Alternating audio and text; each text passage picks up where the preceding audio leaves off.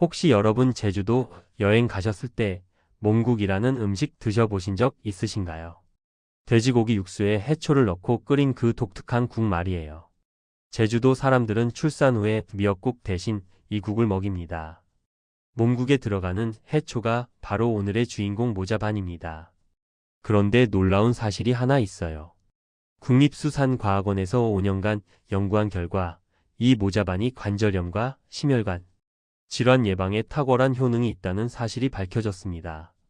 게다가 최근에는 비염과 축농증 치료 효능까지 특허 등록이 됐어요. 오늘 영상에서는 첫째 모자반의 놀라운 건강 효능 5가지를 과학적 근거와 함께 알려드리고요. 둘째 제대로 먹어야 효과가 있는 올바른 섭취 방법을 알려드릴게요. 셋째 잘못 먹으면 오히려 독이 될 수 있는 주의사항까지 꼼꼼하게 정리해드리겠습니다. 영상 끝까지 보시면 여러분의 건강 밥상이 달라질 거예요. 모자반은 우리나라 남해안과 제주도 연안에서 자생하는 대형 갈조류예요. 갈색을 띠고 있어서 갈조류라고 부르는데요. 국내에만 약 30여 종이 자생하고 있습니다. 제주도에서는 이 모자반을 몸이라고 부르는데요. 그래서 몸을 넣고 끓인 국이라 해서 몸국이라는 이름이 붙었어요. 예로부터 제주도 사람들은 이 모자반을 특별한 날에만 먹었습니다. 혼례나 상례 같은 집안에 대소사가 있을 때 돼지를 잡아서 그 육수에 모자반을 넣고 끓여서 온 동네 사람들에게 대접했어요. 특히 재미있는 사실이 있는데요. 제주도에서는 산모에게 미역국 대신 이 몸국을 먹였다고 해요. 그만큼 영양가가 높고 기력 회복에 좋다고 여겼던 거죠. 제주 사람들은 몸국의 맛을 배지근하다고 표현하는데요. 이 말은 묵직하면서도 감칠맛이 난다는 뜻이에요.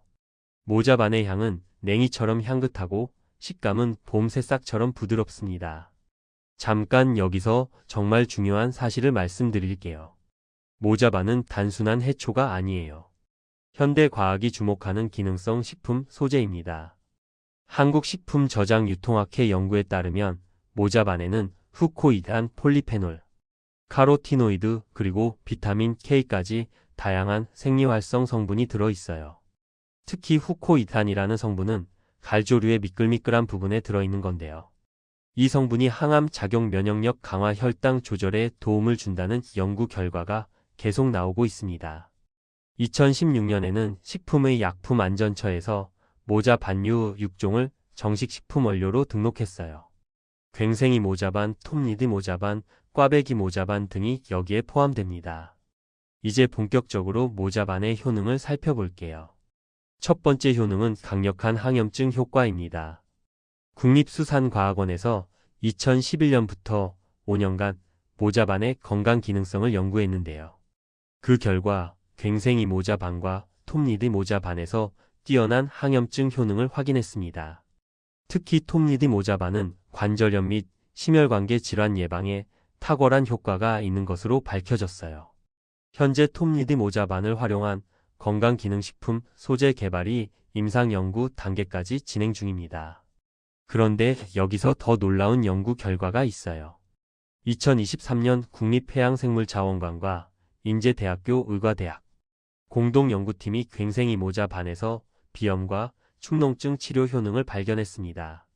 세포 실험을 통해 괭생이 모자반 추출물을 투여했을 때 코 속 염증을 유발하는 인자가 현저히 줄어드는 것을 확인했어요. 이 연구 결과로 특허 등록까지 완료됐습니다. 두 번째 효능은 혈당 조절 효과예요. 모자반은 탄수화물이나 당분이 많은 음식과 함께 먹을 경우 혈당 상승을 억제하는 효과가 있습니다. 이건 모자반에 풍부하게 들어있는 식이섬유 덕분인데요. 식이섬유가 당의 흡수 속도를 늦춰서 식후 혈당이 급격히 오르는 것을 막아줍니다. 해양수산부 자료에 따르면 모자 반류는 당뇨병 치료에도 효과가 있다고 해요. 실제로 60대 김모 씨는 당뇨 진단을 받고 식이요법을 시작하면서 모자반 무침을 꾸준히 드셨는데요. 3개월 후 공복 혈당 수치가 안정권으로 내려왔다고 합니다. 물론 이건 개인적인 사례이고 모자반만의 효과라고 단정 짓기는 어렵지만 식이요법의 일환으로 충분히 도움이 될 수 있어요. 세 번째 효능은 뼈 건강 증진이에요. 모자반에는 칼슘, 마그네슘, 철, 아연 등 다양한 무기질이 풍부하게 들어 있습니다. 특히 칼슘 함량이 높아서 골다공증 예방에 도움이 될 수 있어요. 해양수산부 보도 자료에서도 모자 반류가 칼슘이 풍부하여 골다공증 예방에 효과가 있다고 밝히고 있습니다. 중년 이후에는 뼈 건강이 정말 중요한데요. 특히 폐경 이후 여성분들은 에스트로겐 감소로 뼈 손실이 빨라지잖아요. 이럴 때 칼슘이 풍부한 모자반을 꾸준히 드시면 뼈 건강 유지에 도움이 될 수 있습니다. 네 번째 효능은 항산화 작용이에요. 2021년 한국식품저장유통학회에 발표된 연구에 따르면 모자반 19종을 분석한 결과 모든 종류에서 높은 페놀 함량과 라디칼 소거능이 확인됐습니다. 특히 꽈배기 모자반의 경우 가장 높은 페놀 함량과 항산화 활성을 나타냈어요. 페놀 화합물은 우리 몸에서 활성산소를 제거하는 역할을 합니다. 활성산소는 세포를 손상시키고 노화를 촉진하는 물질인데요. 모자반의 항산화 성분이 이런 활성산소를 막아서 노화 예방과 면역력 강화에 도움을 줄 수 있어요. 다섯 번째 효능은 다이어트 효과입니다. 모자반은 칼로리가 매우 낮고 식이섬유가 풍부해서 포만감을 높여줍니다. 또한 모자반에 들어있는 알긴산이라는 성분이 식욕을 억제하는 효과가 있어요. 같은 연구에서 모자반 추출물이 지방세포 분화 과정에서 지질 축적을 억제하는 효과도 확인됐습니다. 쉽게 말해서 지방이 쌓이는 것을 막아준다는 뜻이에요. 체중 관리를 하시는 분들에게 모자반은 정말 좋은 식재료가 될 수 있습니다. 그런데 아무리 좋은 음식도 제대로 먹어야 효과가 있잖아요. 지금부터 모자반을 제대로 섭취하는 방법을 알려드릴게요. 먼저 모자반의 제철은 4월부터 9월까지인데요. 그 중에서도 6월과 7월이 가장 맛있는 시기입니다. 제철에 수확한 모자반은 크기도 크고 맛도 좋아요. 신선한 모자반을 고르려면 색이 선명하고 윤기가 나는 것을 선택하세요. 물에 담갔을 때 탄력이 있고 부드러우면 신선한 것입니다.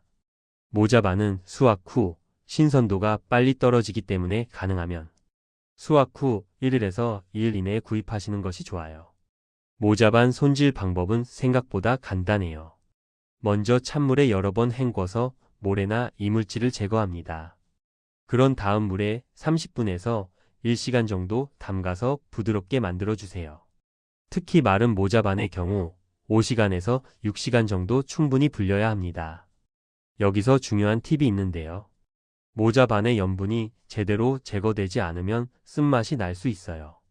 그래서 물에 여러 번 바락바락 씻어서 염분을 빼주는 것이 중요합니다. 조리 방법은 크게 세 가지가 있어요. 첫 번째는 모자반 무침이에요. 손질한 모자반을 끓는 물에 살짝 데친 후 고춧가루, 간장, 식초, 마늘, 참기름, 통깨를 넣고 버무리면 됩니다. 데치면 색깔이 초록빛으로 변하면서 더 맛있어 보여요. 두 번째는 몽국이에요. 돼지 등뼈를 8시간 이상 푹 고아서 육수를 만들고 불린 모자반을 넣어서 끓입니다. 마지막에 메밀가루를 푼 물을 넣어서 농도를 맞추고 파와 마늘로 간을 하면 완성이에요. 세 번째는 비빔밥이에요. 잘게 썬 모자반을 밥에 비벼 먹으면 고소하고 시원한 맛을 즐길 수 있습니다.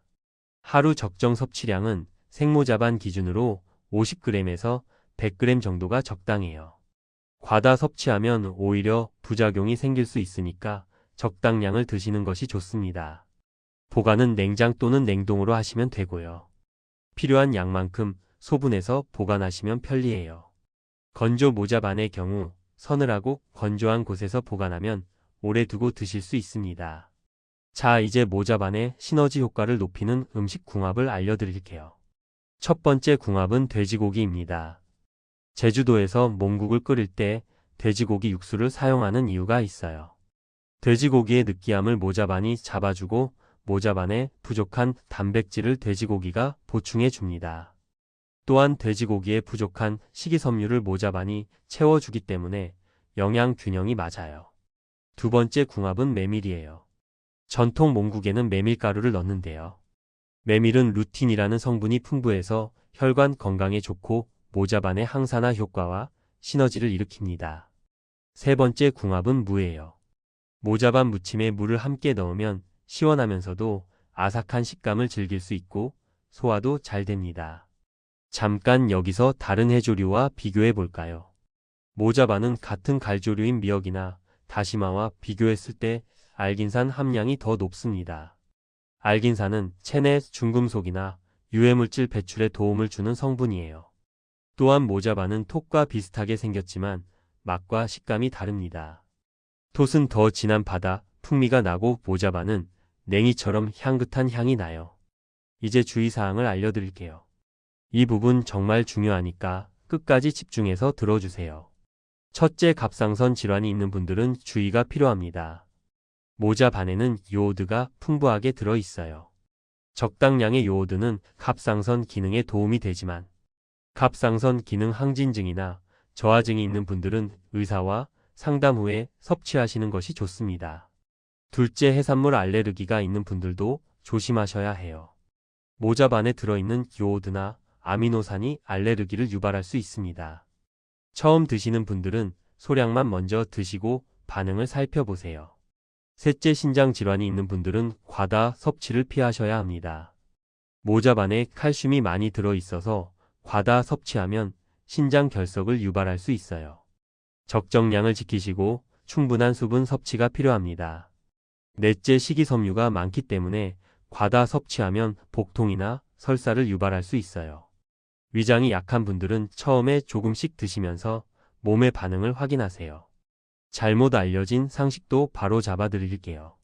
첫째, 모자반은 생으로 먹어도 된다는 말이 있는데요. 생으로 드셔도 되지만 끓는 물에 살짝 데치면 이물질도 제거되고 소화도 더 잘 됩니다.